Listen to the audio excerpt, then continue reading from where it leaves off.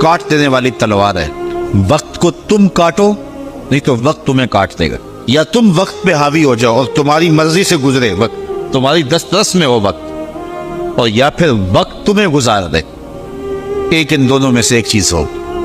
اللہ کا شکر ہے اس وقت ہم وقت کو گزار رہے ہیں, چونکہ ہم قرآن مجید کا درس سننے اور سنانے میں مصروف ہیں. اگر ہم یہاں نہ ہوتے, کہیں بیٹھ کے تاش کھیل رہے ہوتے, تو وقت کی رفتار اور گھڑی کی رفتار کیا اس سے مختلف ہوتی؟ وہ اسی رفتار سے چل رہی ہوتی, لیکن پھر وقت ہمیں گزار رہا ہوتا. لیکن اب وقت کو ہم گزار رہے ہیں. کہا ایک تو فقیروں کی اس بات نے مجھے بڑا نفع دیا اور میں وقت کو گزارا ہے, وقت نے مجھے نہیں گزارا. دوسری بات فقیروں کی جو میرے لیے بڑی نفع بخش ثابت ہوئی وہ یہ ہے کہ درویش کہتے ہیں, اللہ والے لوگ کہتے ہیں کہ اپنے آپ کو نیکی کے کام میں لگا دو ورنہ نفس تمہیں برائی کے کام میں لگا دے گا. آپ اپنے آپ کو کھینچ کے یہاں لے آئے نا, اگر نہ یہاں کھینچ کے لاتے اور نفس مجھے یا آپ کو کسی اور جگہ لے جاتا تو پھر ہمارا وقت کتنا برباد ہوتا. تو کہا تم کھینچ کے اپنے آپ کو نیکی کے کام پہ لگا دو ورنہ نفس جو ہے وہ تمہیں برائی کے کام پہ لگا دے. بلکہ صوفیاء کے ہاں اس بات کا خیال رکھا جاتا ہے کہ وقت کا زیادہ اچھا مصرف کیا ہے, بہتر سے بہتر کی تلاش. حضرت اویس کرنی رضی اللہ تعالیٰ عنہ وہ حضور کی زیارت نہیں کر سکے. بوڑھی ماں تھی جن کی خدمت ان کو حضور کی زیارت سے روکے ہوئے تھی, بلکہ حضور اپنی قمیص کے بٹن کھول کے یمن کی طرف رخ کر کے لمبی لمبی سانسیں لیتے اور فرماتے ہیں مجھے یمن سے یار کی خوشبو آ رہی ہے. تو کسی نے کہا حضور وہ اتنا آپ اس سے پیار کرتے ہیں اور وہ ملنے بھی نہیں آیا آپ کو؟ کہا اس کی بوڑھی اور نابینا ماں ہے جس کی خدمت اسے میرے حضور آنے سے روکے ہوئے, اور کوئی اویس بن عامر کو ملے اور میرا سلام کہے اور اس کو کہے کہ میری امت کی بخشش کی دعا کرے. معلوم ہوا جو ماں باپ کے خدمت گزار ہوتے ہیں ان کی دعائیں رد نہیں ہوتی. حضرت عمر اور حضرت علی المرتضیٰ رضی اللہ تعالیٰ عنہ گئے دور فاروقی میں حضرت اویس کو ملنے کے لیے. خیر ملاقات ہو گئی تو جا کے حضور کا سلام دیا. بس اویس کی آنکھوں سے جھرنے پھوٹنے لگے آنسوں کے, تڑپ گئے, بدن پہ کپ کپی, آنکھوں میں آنسو, اور بار بار پوچھتے تھے میرے رسول کے لبوں پہ میرا نام کیسے آیا تھا, کیسے حضور نے کہا تھا اویس کو میرا سلام دینا. اللہ اکبر.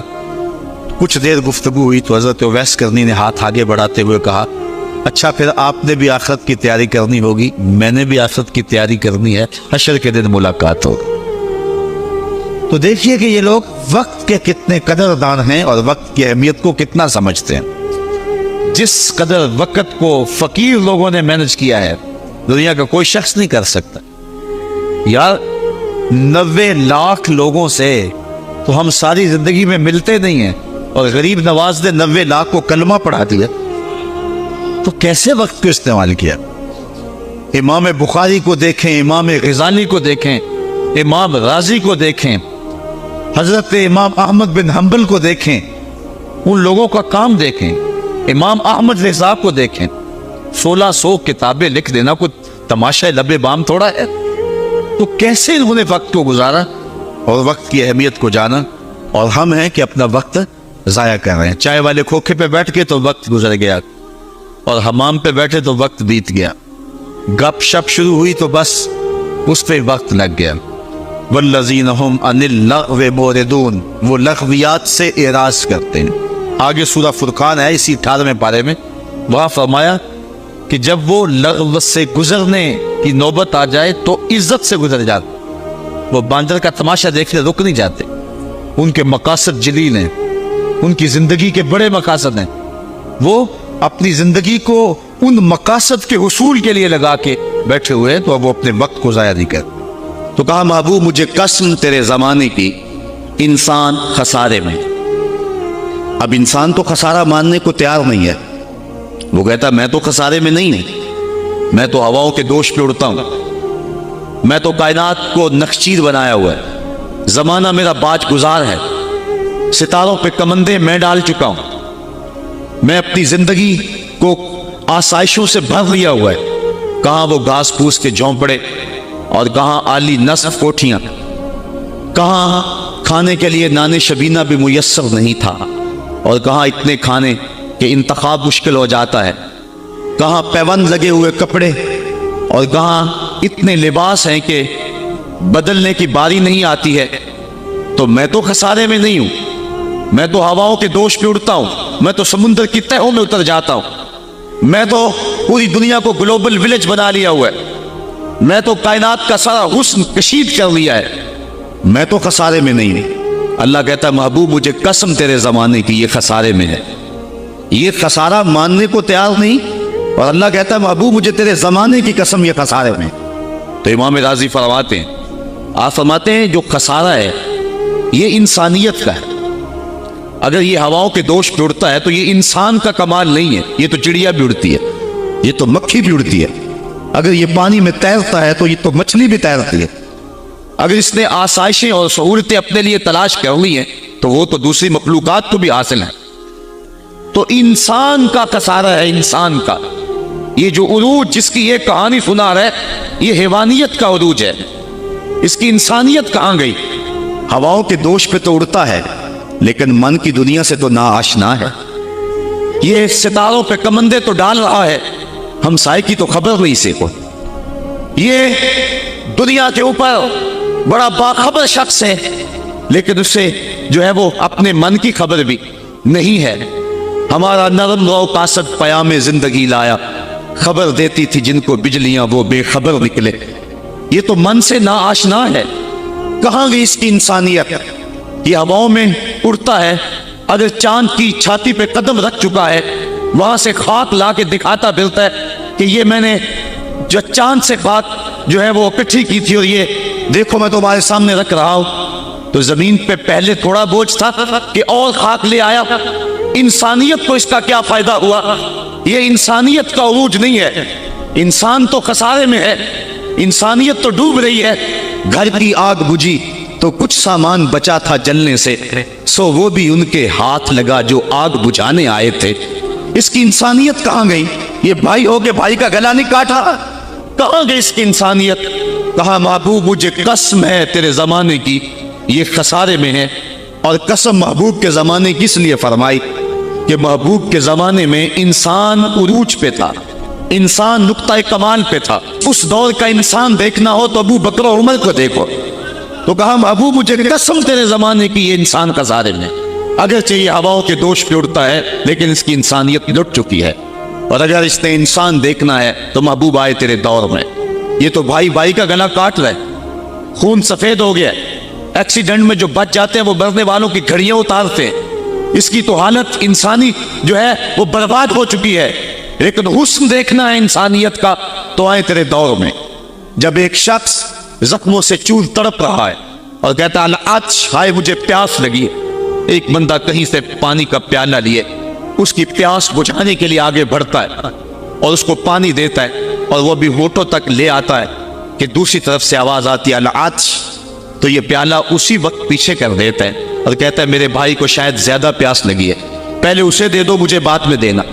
اور یہ جب اس کے پاس جاتا ہے اور وہ پانی پینے لگتا ہے تو تیسری جگہ سے آواز آتی ہے، یہ اسے پانی دیتا ہے تو چوتھی جگہ سے آواز آتی ہے، حتیٰ کہ 7 اشخاص کے پاس پانی لے کے جاتا ہے اور ہر ایک آگے ترجیح دیتا ہے، اور جب وہ 7ویں شخص کے پاس پہنچتا ہے تو پہلے کے کرانے کی آواز بڑھ جاتی ہے، یہ کہتا ہے پیچھے بھاگ پہلے اسے پانی دے، اور جب یہ پلٹ کے آتا ہے تو اس کی روح پرواز کر جاتی ہے، پھر دوسرے کے پاس جاتا ہے تو اس کی روح پرواز کر جاتی ہے۔ پانی کا ایک پیالہ اور 7 آدمی زندگی اور موت کی کشمکش میں، نزع کا عالم، اور ایک دوسرے کو ترجیح دے رہے ہیں۔ کہا یہ تھا حسن انسانیت کا۔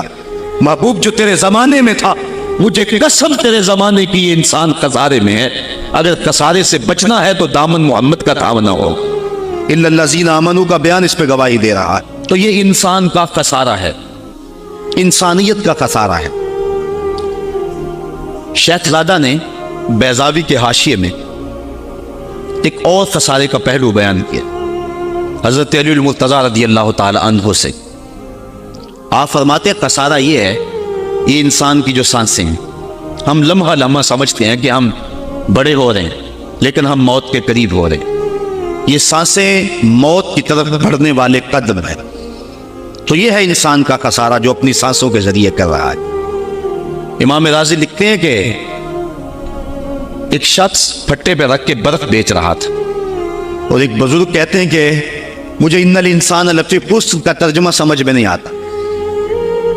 جب اللہ کرم نوازی فرمانے لگے تو پھر ہدایت کے سامان اس کے لیے بنتے چلے جاتے ہیں، اور جب کسی کی بہتری کا اللہ ارادہ نہ کرے تو اسے قرآن سے بھی ہدایت نہیں ملتی ہے۔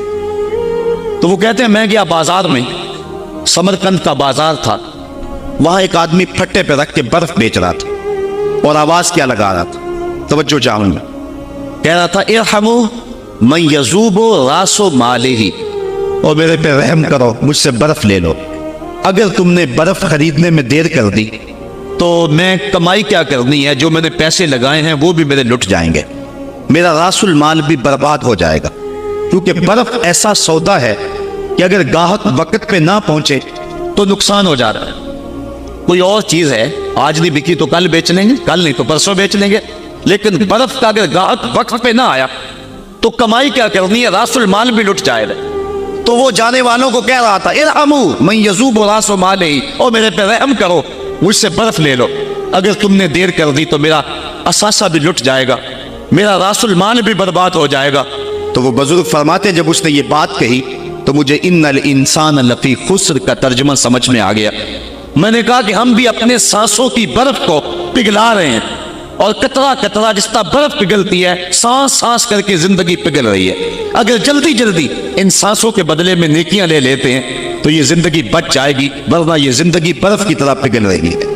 ان الانسان لفی خسر، انسان خسارے کا سودا کر رہا ہے، لمحہ لمحہ موت کے قریب ہو رہا ہے۔ یہ سمجھ رہا ہے میں بڑا ہو رہا ہوں لیکن یہ چھوٹا ہو رہا ہے۔ جب گنتی الٹی شروع ہو جائے تو کام جلدی زیرو پر آ جاتا ہے، کسی کی 60 سے، کسی کی 70 سے، کسی کی 100 سے گنتی الٹی شروع ہے، اور لمحہ لمحہ ہم موت کی طرف بڑھ رہے ہیں۔ یہ انسانیت کا خسارہ ہے۔ ایک مفسر ہوا تبا تبائی ہے، تو ویسے ڈاماڈول، لیکن بات بڑی پتے کی لکھ گیا ہے۔ وہ کہتا ہے خسارے کا ایک اور پہلو بھی ہے، اور اس میں میں آپ کی تھوڑی سی توجہ بھی چاہوں گا۔ وہ کہتا ہے خسارہ یہ ہے کہ اللہ نے ایک شے کو ایک حسن دیا ہے تو دوسرے حسن سے اسے محروم رکھا ہے، تو وہ شے کہتی ہے کہ میں خسارے میں۔ اس کی مثال وہ کہتا ہے یہ پھول ہیں، ان میں خوشبو ہے لیکن روشنی نہیں ہے، اندھیرے میں آپ ان سے چراغاں نہیں کر سکتے، تو پھول کہیں گے ہم خسارے میں، ہمارے میں خوشبو تو ہے لیکن روشنی نہیں۔ چاند میں روشنی ہے لیکن اس میں خوشبو نہیں ہے، تو چاند کہتا ہے میں خسارے میں کہ میرے میں روشنی تو بڑی ہے، میرے دم سے کائنات میں اجالے تو پھیل جاتے لیکن خوشبو نہیں ہے، میں خسارے میں۔ ایک بچہ کہتا ہے میرے میں بچپنے کی معصومیت تو ہے لیکن جوانی کا پاکپن نہیں ہے، لہذا میں خسارے میں۔ ایک جوان کہتا ہے میرے میں جوانی کا حسن تو ہے لیکن بڑھاپے کا تجربہ نہیں، لہذا میں خسارے میں۔ اور ایک بوڑھا کہتا ہے کہ میرے میں بڑھاپے کا تجربہ تو ہے لیکن اب بچپنے کی وہ معصومیت کا، وہ کاغذ کی کشتی، وہ بارش کا پانی۔ اور اقبال کہتا ہے، آپ کے شعر اقبال میں آیا ہوں، وہ کہتا ہے کہ جنبش زنجیر در سے لطف آتا تھا مجھے، وہ کنڈی بھی ہلتی تھی تو اس سے بھی لطف آ جاتا تھا، آج تو نغمے بھی نہیں نہ بہلاتے، لیکن اس بچپن میں کنڈی کے ہلنے سے بھی لطف آ جاتا تھا تو غم بھول جایا کرتے تھے۔ وہ کیا کسی نے کہا تھا کہ اپنے جل جانے کا بھی احساس نہیں تھا، جلتے ہوئے شعلوں کو چھیڑا کرتے تھے، اب تو ایک آنسو بھی رسوا کر جاتا ہے، بچپن میں جی بھر کے رویا کرتے تھے، اب تو وہ رونے کا حسن بھی نہیں نہ رہا۔ تو کہا کہ میرے پاس بڑھاپے کا تجربہ تو ہے لیکن بچپنے کی معصومیت نہیں ہے، لہذا میں خسارے میں ہوں۔ ایک شخص زندہ دار کہتا ہے کہ میرے پاس سحری کے آنسو تو ہیں لیکن علم کا پاکپن نہیں ہے، اور ایک عالم کہتا ہے کہ میرے پاس علم کے کمال تو ہیں لیکن تہجد کے سجدے نہیں ہیں، لہذا میں خسارے میں ہوں۔ بلبل کہتی ہے میرے لہجے میں تو حسن ہے لیکن میرے بازوؤں میں طاقت نہیں ہے، لہذا میں خسارے میں ہوں۔ شیر کہتا میرے بازوؤں میں تو طاقت ہے لیکن میرے پیر نہیں ہے کہ میں اڑ سکوں، لہذا میں خسارے میں ہوں۔ کوئل کہتی ہے میرے لہجے میں تو جادو ہے لیکن رنگ میرا کالا ہے، لہذا میں خسارے میں ہوں۔ مور کہتا ہے میرے پروں میں تو حسن ہے لیکن میرے پاؤں بدصورت ہیں، لہذا میں خسارے میں ہوں۔ تو وہ کہتا ہے کہ کائنات کی ہر شے کسی نہ کسی طرح خسارے میں ہے، لیکن پھر کہتا ہے اگر تمہیں شوق ہو کہ ایک ذات ایسی بھی دیکھے جس میں خسارہ نہ ہو تو آؤ مدینے کی گلی میں آ جاؤ۔ حسن کی ساری شوقیاں، جمال کے سارے کریمے اور حسن کا سارا پاکپن اگر ایک ذات میں دیکھنے کا شوق آ جائے، حسن یوسف دم عیسیٰ ید بیسا داری ہما دارند آنچ خوبا تو تنہا داری۔ کائنات حسن جب پھیلی تو لا محدود تھی اور جب سمٹی تو تیرا نام بن کے رہ گیا۔ اگر یہ شوق ہو کہ کائنات کے سارے حسن ایک پیکر میں دیکھیں تو کہا اس کے لیے میں نے ایک محمد ہی بنا دیا۔ سارے حسن ایک پیکر میں آپ کو ملیں گے، سارے کمال اور سارے جمال اور سارے عروج اور ساری عزتیں اور سارے مراتب آپ کو ایک ذات میں جمع ملیں گے، اور محمد ہوتا ہی وہ ہے جو مجمع کمالات ہو۔ تو کہا کہ یہ ہے ایک خسارے کا پہلو، اور کائنات میں ایک ہی شخص ہے جو خسارے سے بچا ہوا ہے۔ اب جو اس ذات سے وابستہ ہوگا وہ بھی خسارے سے بچ جائے گا۔ الا الذین آمنوا، جس کے ہاتھ میں یہ دامن ہو وہ خسارے سے بچ جائے گا، ورنہ خسارے سے کوئی بچ نہیں سکتا۔ نہ دولت بچا سکتی ہے، نہ اقتدار کی بچھی ہوئی مسندیں خسارے سے بچا سکتی ہے، نہ کوئی اور انسان کو دنیاوی کمال خسارے سے بچا سکتا ہے۔ اگر خسارے سے بچنا ہے تو ہاتھوں میں دامن مصطفیٰ لینا ہوگا۔ وہ کبھی آپ نے دیکھا ہوگا، اب تو وہ دور بدل گیا ہے، وہ چکی ہوتی تھی جس میں وہ گندم پیستے ہیں، مختلف چیزیں، تو اس کے دو پتھر ہوتے ہیں، ایک نیچے والا ساکن، اوپر والا متحرک، تو درمیان میں اس کے ایک کلی ہوتی ہے جس کے ارد گرد اس کو گھماتے ہیں، تو وہ جو دانے ہیں وہ درمیان خالی جگہ میں ڈالتے ہیں، اس کو گالا کہتے ہیں، اس میں ڈالتے ہیں اور پھر اس چکی کو گھماتے ہیں، تو جو دانے اس مرکز سے اس کلی سے ہٹ جاتے ہیں وہ پس جاتے ہیں، اور جو اس کلی سے لگ کے رہتے ہیں وہ بچ جاتے ہیں۔ کہا محبوب مجھے قسم تیرے زمانے کی، انسان خسارے میں ہے، الا الذین آمنوا، بچے گا وہ جو تیرے دامن سے لپٹ جائے گا۔ اور یہ میں مفہوم ایمان کا جو آپ کے سامنے دامن مصطفیٰ سے تمسک اختیار کرنا، یہ میری جذباتیت کا کمال نہیں، حقیقت ہی یہ ہے۔ علامہ سعد الدین تفتازانی علیہ رحمہ شرح قائد میں لکھتے ہیں کہ ایمان ہے کیا؟ آپ فرماتے ہیں الایمان ہی تصدیق بما جاء بہ النبی صلی اللہ علیہ وسلم، حضور کے علاوہ ایمان ہو ہی نہیں سکتا ہے، یہ ممکن ہی نہیں ہے۔ اور یہ بات بھی ذہن میں بٹھا لیں کہ حضور سے ذہنی تعلق کا نام ایمان نہیں ہے، حضور سے قلبی تعلق کا نام ایمان ہے، اور یہ میرے مسلک کی پہچان ہے۔ صرف ذہنی تعلق کا نام ایمان نہیں ہے، قلبی تعلق کا نام ایمان ہے۔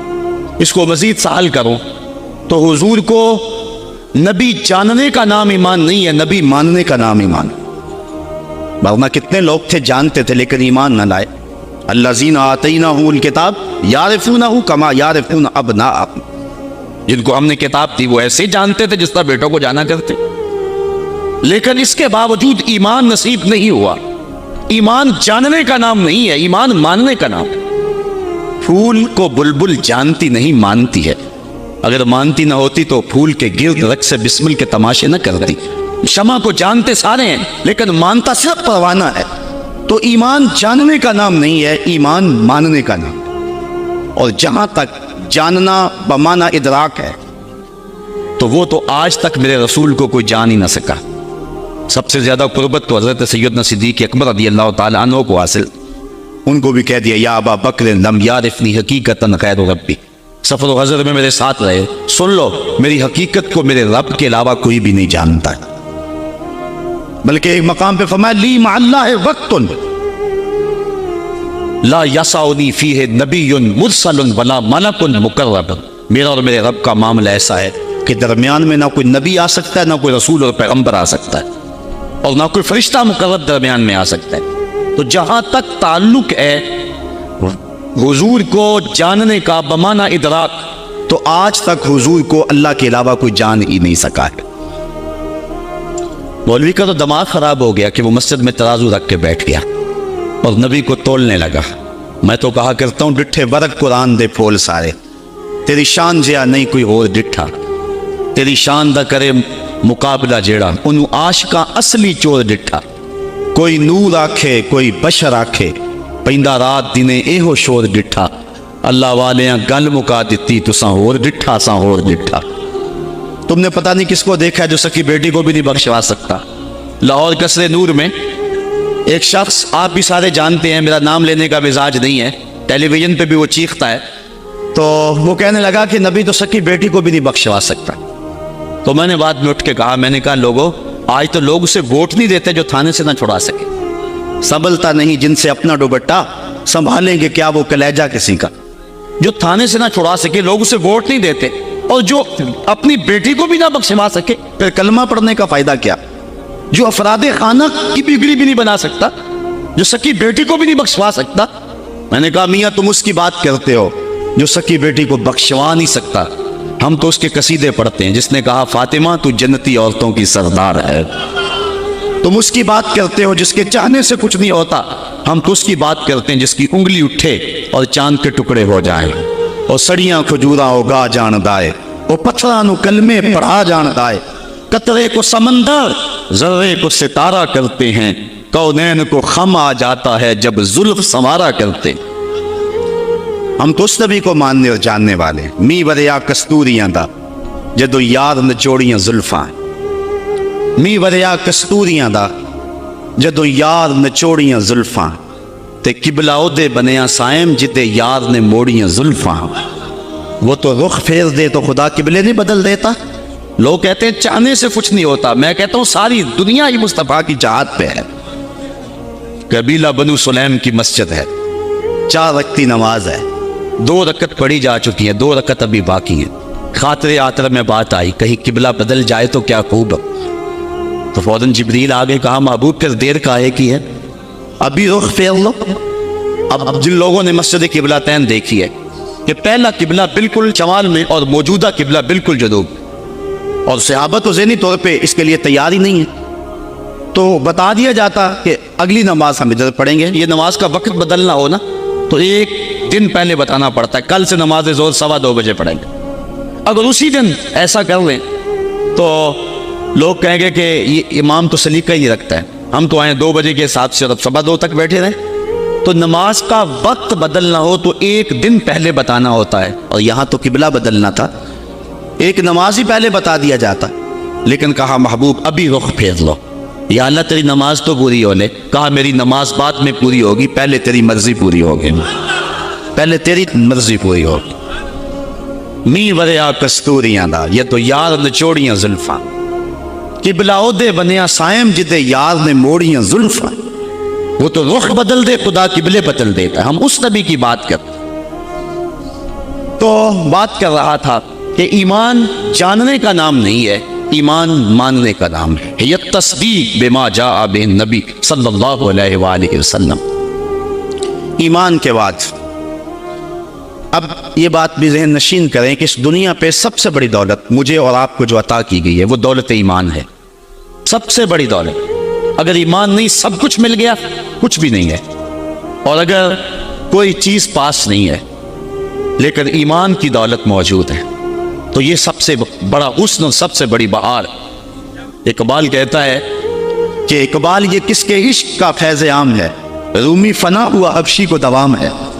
یہ وہ دولت تھی جس کے دم سے اجالے ہوئے. دنیا پر سب سے بڑی دولت جو حضرت انسان کو دی گئی ہے وہ دولت ایمان ہے. اور قیامت کے دن سب سے بڑی دولت جو حضرت انسان کو دی جائے گی وہ دیدار الہی ہوگا.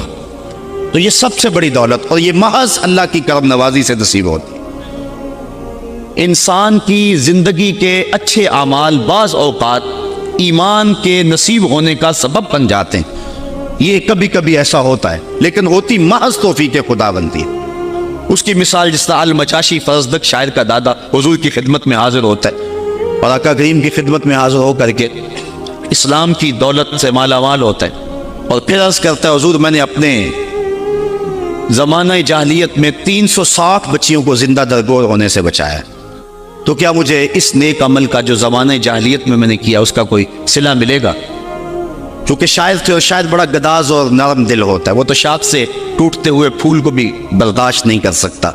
وہ کیا کہا تھا اقبال نے، دل نہیں شاعر کا ہے کیفیتوں کی رستخیز، کیا خبر تم کو درون سینہ کیا رکھتا ہوں میں، سچ اگر پوچھے تو افلا سے تخیل ہے وفا، دل میں ہر لہجہ نیا محشر بپا رکھتا ہوں میں، در غم دیگر بسوز و دیگر آرا ہم بسوز، گفتبت روشن حدیث گر توانی دار ہوش، کہہ گئے ہیں شاعری جزویست از پیغمبری، ہاں سنا دے پڑھ کے ان کو پیغام سروش۔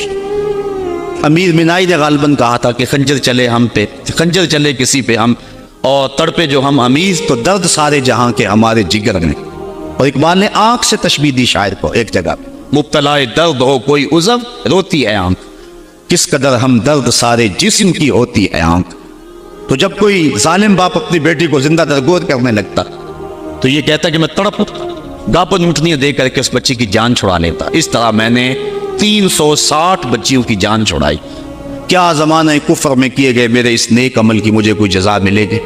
تو حضور نے مسکرا کے فرمایا ہے کہ تجھے اس کی جزا مل تو گئی ہے کہ اللہ نے تجھے ایمان عطا فرما دیا۔ تو کبھی ایسا ہوتا ہے، لیکن اگر ایمان نہیں ہے تو اعمال کی جزا نہیں ہے۔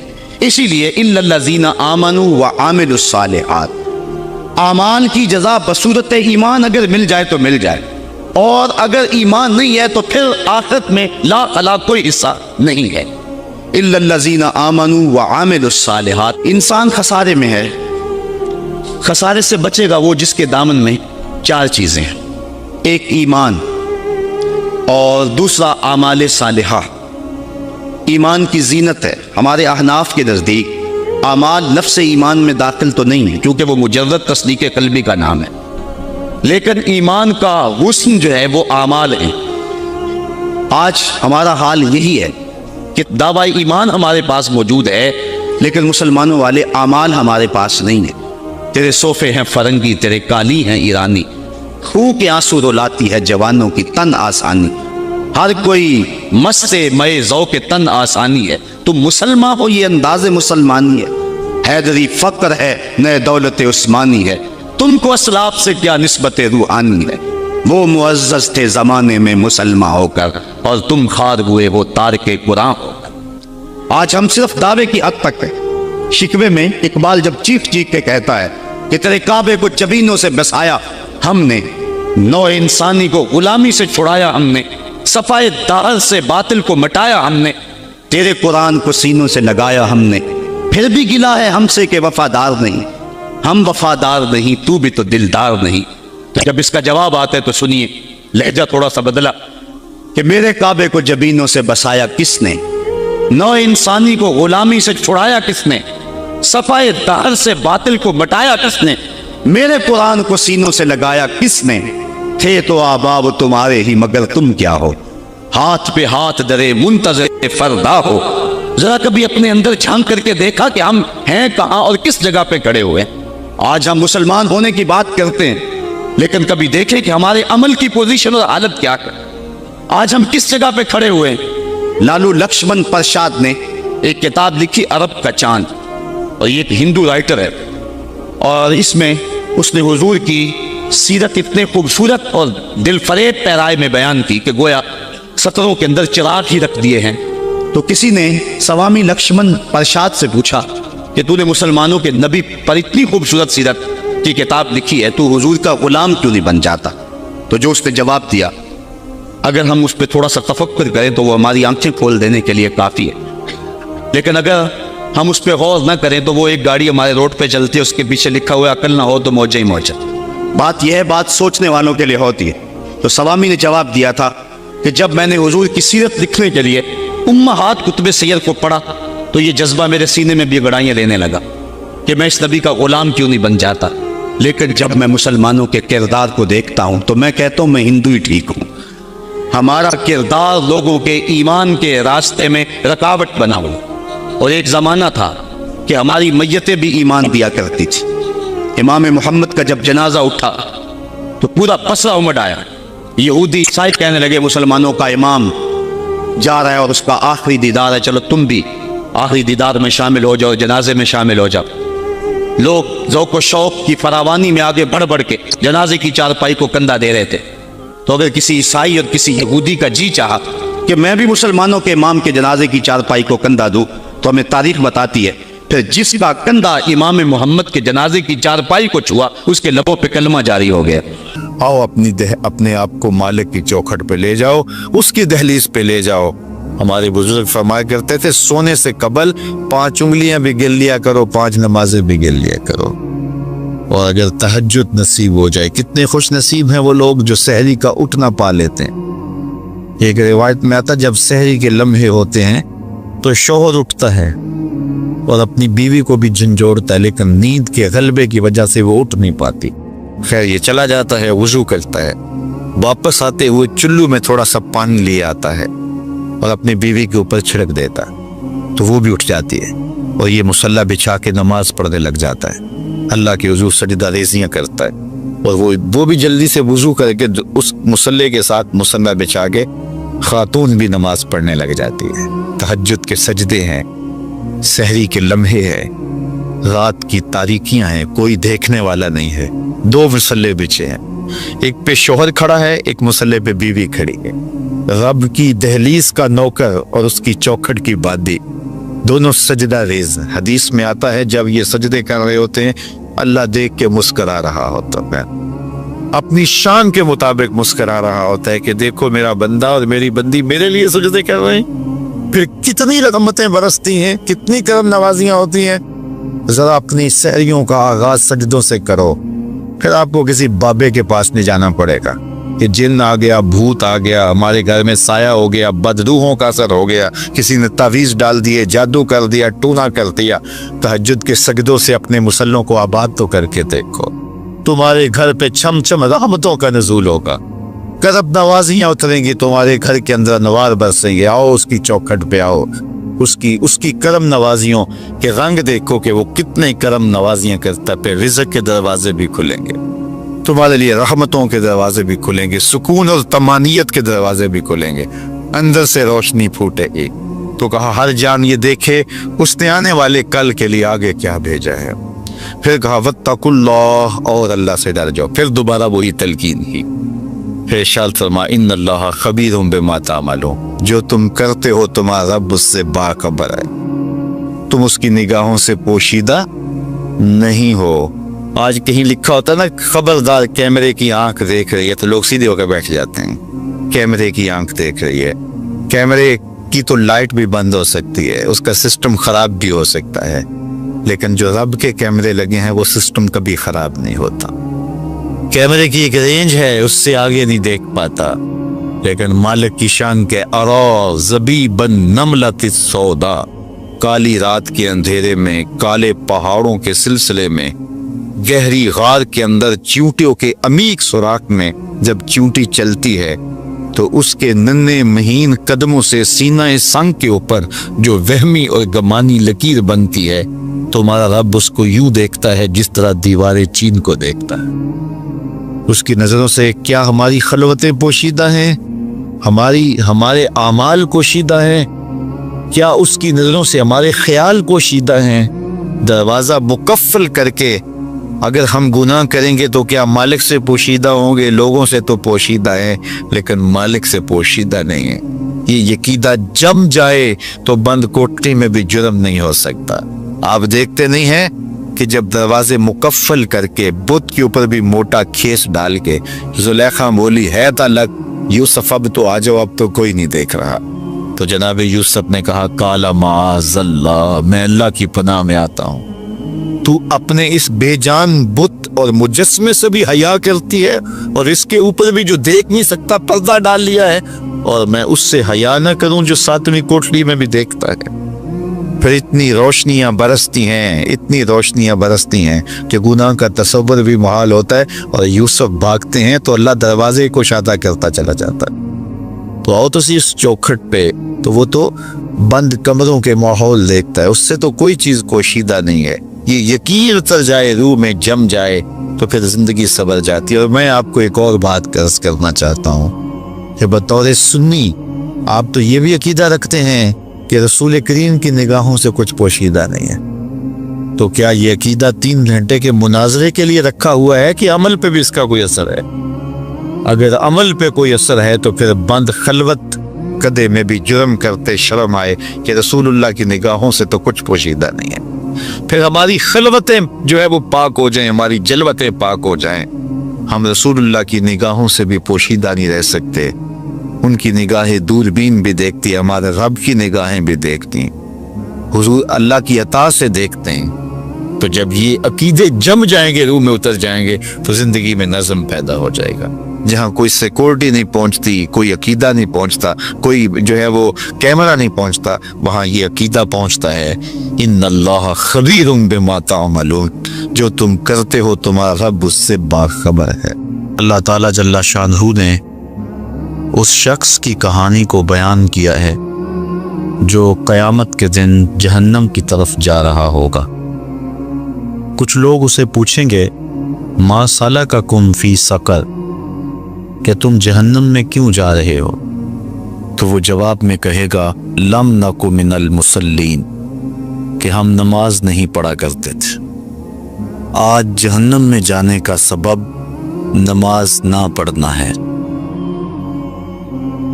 پنجگانہ نماز ہر عاقل بالغ مرد اور عورت پر فرض کی گئی ہے، اور قرآن مجید میں مختلف صیغوں سے 700 سے زائد مرتبہ اس کی تاکید ارشاد فرمائی گئی۔ سینکڑوں احادیث نماز کی تاکید، فضائل،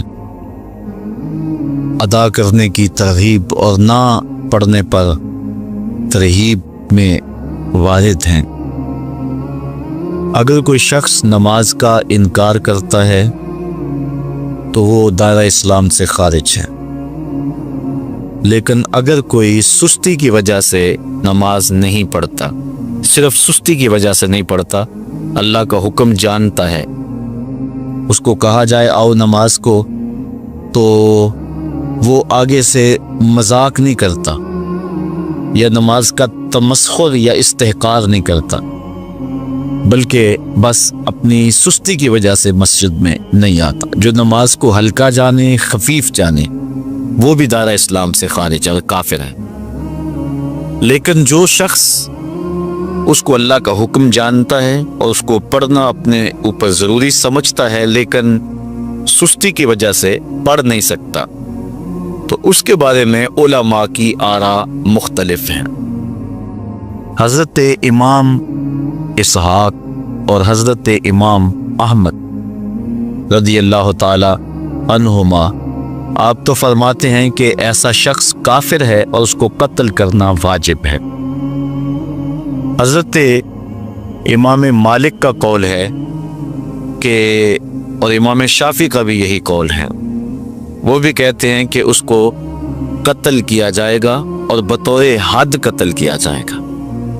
حضرت امام اعظم امام ابو حنیفہ علیہ رحمہ آپ فرماتے ہیں کہ بے نمازی کو قتل نہیں کیا جائے گا، بلکہ اس پر تعزیر نافذ ہوگی۔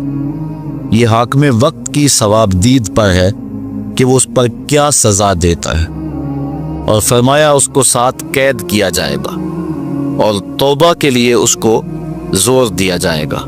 اگر وہ توبہ کر لے تو اس کو قید سے باہر نکال لیا جائے گا، ورنہ اس کو قید رکھا جائے گا۔ صحابہ کہتے ہیں کہ ہم کسی عمل کے تارک کو کافر نہیں سمجھتے تھے سوائے نماز کے تارک۔ اور آقا کریم علیہ السلام کا ایک فرمان ہے، من ترک الصلاۃ متعمدا فقد کفر جہارا، جس نے جان بوجھ کے نماز چھوڑی اس نے اعلانیہ کفر کیا۔ امام اعظم امام ابو حنیفہ علیہ رحمہ وہ فرماتے ہیں کہ یہ حدیث محل ترہیب میں ہے، گویا اس نے کافروں والا کام کیا، اس لیے آپ یہ فتویٰ دیتے ہیں کہ اس کو قید کیا جائے گا اور نماز کی پابندی کا زور دیا جائے گا، اور وہ توبہ کرے تو اس کو چھوڑ دیا جائے گا۔ لیکن باقی ائمہ بعض کہتے ہیں اس کو حداً قتل کیا جائے، اور امام اسحاق اور امام احمد کہتے ہیں اس کو قتل کرنا واجب ہے۔ تو بے نمازی جو اللہ کے حکم کی پابندی سستی کی وجہ سے نہیں کرتا، یہ اس کے لیے حکم ہے۔ جو شخص تحقیر کرتا ہے نماز کی، ہلکا جانتا ہے، تمسخر اڑاتا ہے یا اس کا انکار کرتا ہے، تو اس کے بارے میں علماء کے اندر کوئی اختلاف نہیں ہے، وہ ائمہ اربعہ کے نزدیک کافر ہے، دارہ اسلام سے خارج ہے، مرتد ہے۔ لیکن سستی کی وجہ سے نماز نہ پڑھنے والا، اس کے بارے میں علماء کا یہ موقف ہے۔ حضرت غوث اعظم الشیخ سید عبد القادر جیلانی علیہ رحمہ آپ فرماتے ہیں کہ بے نمازی کو مسلمانوں کے قبرستان میں دفن نہ کر۔ حضرت سلطان باہو علیہ رحمہ آپ کا قول ہے کہ بے نمازی سے خنزیر بھی پناہ مانگتا ہے۔ حضرت شیخ سعدی شیرازی فرماتے ہیں بے نمازی کو قرض نہ دو، جو اللہ کا قرضہ ادا نہیں کرتا تمہارا قرض کیسے لٹائے گا۔ اب آئیے ہم حضور علیہ السلام کے فرامین دیکھتے ہیں اس حوالے سے۔ حضرت جابر بن عبداللہ انصاری رضی اللہ تعالی عنہ سے مروی ایک روایت جس کو امام ابو داؤد نے روایت کیا، امام نسائی نے روایت کیا، دیگر محدثین نے روایت کیا۔ آقا کریم نے ارشاد فرمایا بین الرجل و بین الکفر ترک الصلاۃ، آدمی اور کفر کے درمیان ترک صلاۃ ہے، یعنی بندہ مومن اور بندہ کافر کے درمیان ترک صلاۃ ہے۔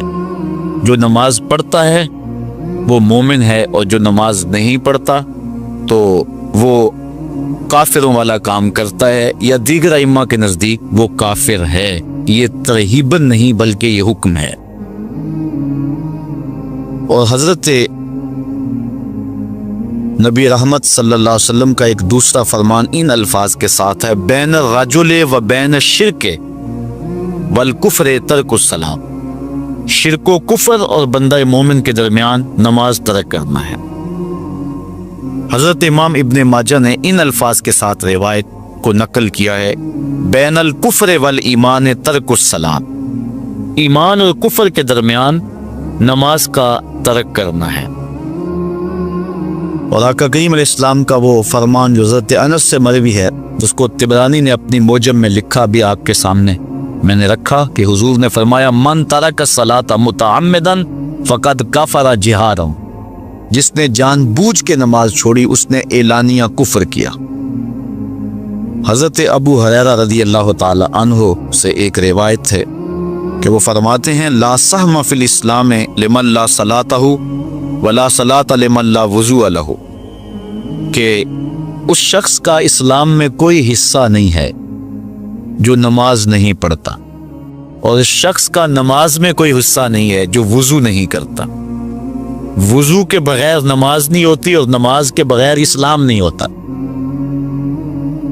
اور اسی روایت کو بالفاظ دیگر حضرت عبداللہ ابن عمر رضی اللہ تعالی عنہ نے حضور سے یوں روایت کیا ہے، طبرانی نے اپنی موجم میں اس کو لکھا لا ایمان لمن لا امانتہ ولا صلاۃ لمن لا طہور لہ ولا دین لمن لا صلاۃ لہ۔ حضور فرمایا کہ اس شخص کا ایمان نہیں جس میں امانت نہیں، اور اس شخص کی نماز نہیں جس کو پاکیزگی حاصل نہیں، اور اس شخص کا دین نہیں جس کو نماز نصیب نہیں۔ حضرت امام ابن ماجہ نے اس روایت کو اپنے الفاظ کے ساتھ روایت کیا ہے۔ حضرت بریدہ رضی اللہ تعالیٰ عنہ اپنے باپ سے روایت کرتے ہیں اور وہ حضور سے روایت کرتے ہیں۔ حضور علیہ السلام نے ارشاد فرمایا ان العہد الذی بیننا و بینہم الصلاۃ فمن ترکہا فقد کفر، کہ ہمارے اور ان لوگوں کے درمیان جو معاہدہ ہے وہ نماز کا ہے، جس نے نماز کو چھوڑ دیا اس نے کفر کیا، یعنی ہمارا اور ان کا پھر اب معاہدہ باقی نہیں رہے گا۔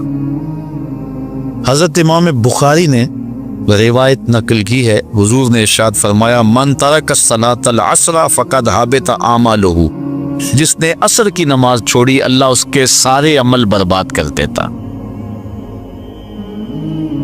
حضرت ابو ہریرہ رضی اللہ تعالی عنہ سے روایت ہے جس کو امام ابن ماجہ نے اور امام نسائی نے روایت کیا ہے، وہ حضور سے روایت کرتے ہیں، بڑی مشہور روایت ہے۔ حضور نے ارشاد فرمایا ان اول ما یحاسب به العبد بصلاته فان صلحت فقد افلح وانجح وان فسدت فقد خاب وخسر۔ فرمایا قیامت کے دن بندے سے سب سے پہلا حساب نماز کا لیا جائے گا۔ اگر اس کی نماز ٹھیک ہو گئی تو وہ فلاح پا گیا، اگر پہلا تول ٹھیک آ گیا تو وہ کامیاب ہے، وانجح اور نجات پا گیا، وان فسدت فقد خاب وخسر، اور اگر پہلا تول ہی ٹھیک نہ ہوا تو پھر وہ ذلیل و رسوا ہو گیا۔ حضرت عبادہ بن صامت رضی اللہ تعالیٰ عنہ سے ایک طویل روایت ہے، وہ کہتے ہیں کہ حضور علیہ السلام نے مجھے 7 چیزوں کا حکم دیا، مجھے وصیت کی کہ ان 7 کاموں کو کرنا ہے۔ ان کے اندر جو دوسری چیز تھی وہ حضور نے یہ ارشاد فرمائی، وَلَا تَتْرُكُوا الصَّلَاةَ مُتَعَمِّدِينَ فَمَنْ تَرَكَهَا مُتَعَمِّدًا فَقَدْ خَرَجَ مِنَ الْمِلَّةِ، کہ جان بوجھ کے کبھی نماز نہ چھوڑنا، جس نے نماز چھوڑی وہ ملت اسلامیہ سے نکل گیا۔ اور حضرت معاذ بن جبل رضی اللہ تعالی عنہ سے بھی ایک طویل روایت ہے کہ حضور نبی رحمت صلی اللہ علیہ وسلم نے ان کو 10 وصیتیں کی تھی۔ حصول برکت کے لیے یہ ساری حدیث میں آپ کے سامنے رکھ دیتا ہوں۔ کہتے ہیں اوصانی رسول اللہ صلی اللہ علیہ وسلم بعشر کلمات، حضور نے مجھے 10 باتیں ارشاد فرمائیں، حکمت سے بھری اور رحمتوں سے بھری ہوئی ایک ایک بات ہے، ان کے بول بہاروں جیسے اور اصحاب ستاروں جیسے۔ تو اتنا خوبصورت کلام لہو خورشید کا ٹپکی اگر ذرے کا جگر چیے۔ حضور نے 10 باتیں حضرت معاذ بن جبل رضی اللہ تعالی عنہ کو بطور وصیت ارشاد کی۔ کہتے ہیں کالا، حضور نے مجھے کہا، ارشاد کیا، لا تشرک باللہ شیئا وان قتلت وحرقت، اللہ کے ساتھ کسی کو شریک نہ ٹھہرانا، اگرچہ تجھے قتل بھی کیا جائے اور تجھے آگ میں جلا بھی دیا جائے، کبھی بھی اللہ کے ساتھ شریک نہ ٹھہرانا۔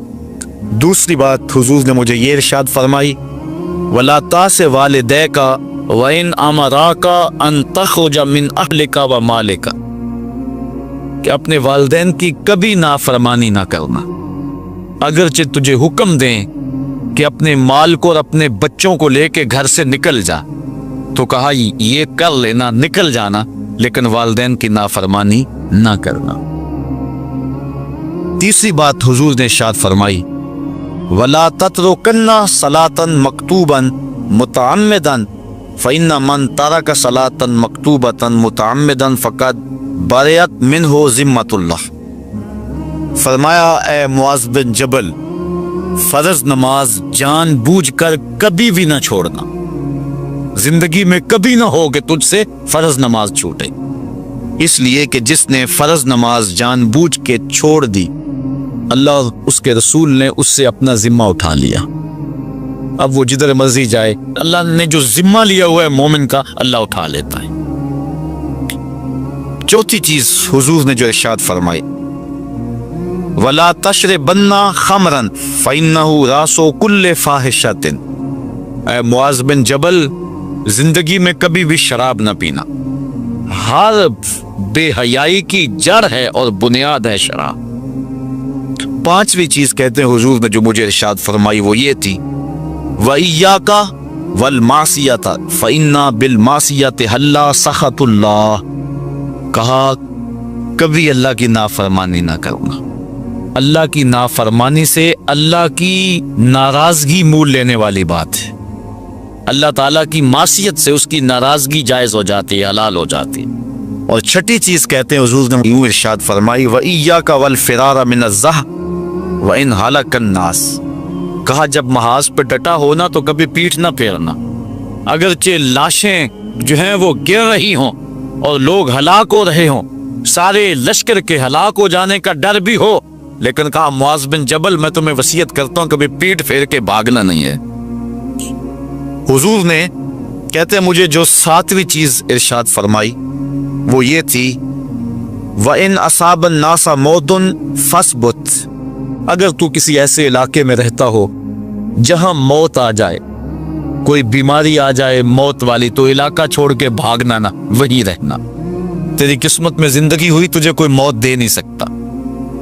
और अगर मौत तेरे लिए लिखी गई है तो जहां मर्जी चला जाए तो मौत से बच नहीं सकता। इसलिए ऐसे मकाम से भाग कर ना जाना, वहीं डटे रहना और वहीं रुके रहना। आठवीं चीज कहते हैं हुजूर ने मुझे इरशाद फरमाई, व अनफिक अला अहलिका मिन तौलिका। कहा अल्लाह ने तुझे जो वुसअत दी है, तुझे जो माल दिया है, उसको अपनी औलाद पर खुल के खर्च करना। अपनी औलाद से बुखल न करना। औलाद के मामले के अंदर जहां उनकी जरूरत हो उसको खुल के पूरा करना है। और हुजूर ने 9वीं बात जो इरशाद फरमाई वो ये थी, वला तरफा अनहुम असाका अदबन। अपनी औलाद को अदब सिखाने के लिए डंडा ना छोड़ना, असा हमेशा लटका के रखना, कोड़ा बांध के रखना। और 10वीं चीज कहते हैं हुजूर ने जो मुझे इरशाद फरमाई, व अख्फिहिम फिल्लाह। अपनी औलाद के दिल में अल्लाह का खौफ डालते रहना, अल्लाह का डर पैदा करना अपनी औलाद के अंदर। तूने अपनी औलाद को यूनिवर्सिटी और कॉलेजों तक पहुंचाया, बैरून मुल्क से भी तालीम दिलवाई, लेकिन अल्लाह का खौफ ना सिखाया। अल्लाह का खौफ सिखाना अपनी औलाद को, ऐसे लोगों की सोहबत में बिठाना जिनकी सोहबत में बैठकर अल्लाह का खौफ पैदा हो जाए। उनको ऐसी किताबें ला के देना कि जिनसे खशियत इलाही उनके सीने में पैदा हो।